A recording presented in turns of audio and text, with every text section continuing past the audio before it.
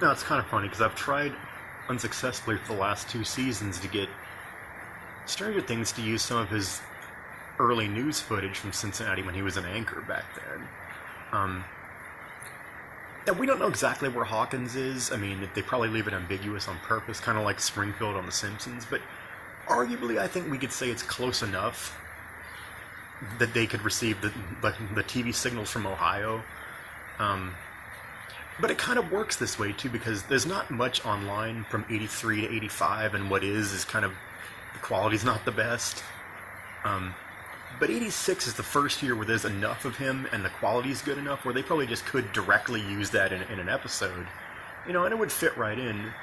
Unfortunately, there's no the first commentaries technically from early 87, but that's, at that point, it's just splitting hairs. They could use something from 87 and say it's 86, so, you know, who's going to notice, who's going to care besides, you know, a nerd like me, right? But what I'm really hoping it does is it might spur some interest in those, and maybe it'll persuade people who taped it back then to post whatever they have, or even the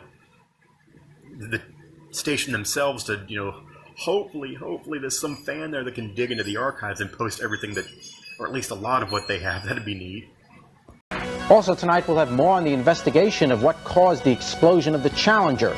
Also, we'll tell you what the Ohio Legislative Committee investigating the collapse of Homestate has recommended to prevent another collapse.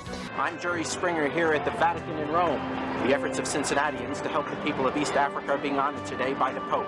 I'll have that story tonight on News 5. Collins decided recently that he didn't like his old trench coat anymore, that he needed a new one. But the thought of just throwing away the coat bothered him. After all, it's more than a trench coat.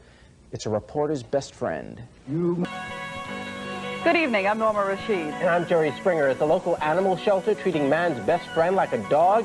Well, tonight on News 5, we'll look into accusations that a shelter in Indiana is mistreating their animals. An attendance record was set at Riverbend tonight. It broke the record that was set last night by the same artist, Detroit rock and roller Bob Seger. And as Michael Collins reports, it's what Seger doesn't do as much as what he does that's kept him on top.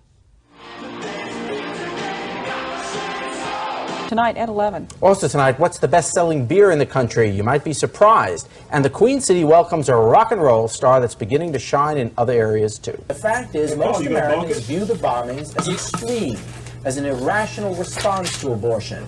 And the fact that they do may point out why the fight to have abortion declared illegal in our country has so far failed.